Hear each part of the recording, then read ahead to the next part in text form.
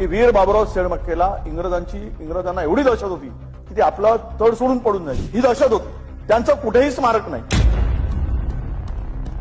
यांची पुस्तकं, यांचं जतन इतिहासाचं, या संपूर्ण हिस्ट्री कुठेही नाही. जो लिहत होता तो लिहत होता, हुशारकी मारून मोठा होत होता. चंद्रपूर, गडचिरोली, भंडारा या भागात बरोबर छत्तीसगड या सर्व परिसरामध्ये यवतमाळपासून वीर बाबुराव शेळमक्केंचं नाव होतं. इंग्रजांच्या विरुद्ध अनेक आदिवासी, त्यावेळच्या अनेकांनी आदिवासी तरुणांनी फार मोठी फौज उभी केली. दहशत होती.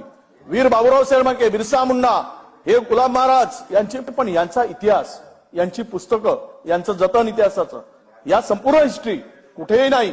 जो लिहत होता तो लिहत होता, हुशारकी मारून मोठा होत होता. पण अध्यक्ष महोदय, या देशामध्ये आदिवासींनी जे इंग्रजाविरुद्ध जे बंड पुकारलं होतं, इंग्रजाविरुद्ध लढले होते, त्यांच्या संदर्भातले स्मारक इतकं झुंजावं लागतं. म्हणून माझा विषय एवढाच आहे, फाइंडेड प्रश्न, की वीर बाबुराव शेळमक्केला इंग्रजांना एवढी दहशत होती की ती आपला तड सोडून पडून जायचे.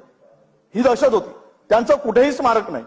त्यासाठी, कारण ही अस्मिता आहे बस्तरमध्ये, चंद्रपूर, गडचिरोली, भंडारा या भागात बरोबर छत्तीसगड या सर्व परिसरामध्ये यवतमाळपासून वीर बाबुराव शेळमक्केंचं नाव होतं.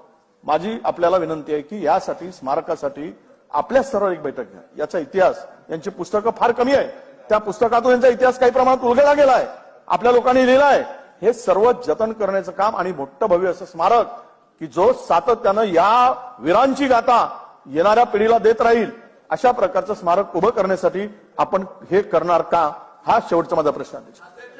की वीर बाबुराव शेळमक्केला इंग्रजांना एवढी दहशत होती की ती आपला तड सोडून पडून जायची. ही दहशत होती. त्यांचं कुठेही स्मारक नाही. यांची पुस्तकं, यांचं जतन इतिहासाचं, या संपूर्ण हिस्ट्री कुठेही नाही. जो लिहत होता तो लिहत होता, हुशारकी मारून मोठा होत होता. चंद्रपूर, गडचिरोली, भंडारा या भागात बरोबर छत्तीसगड या सर्व परिसरामध्ये यवतमाळपासून वीर बाबुराव शेळमक्केंचं नाव होतं.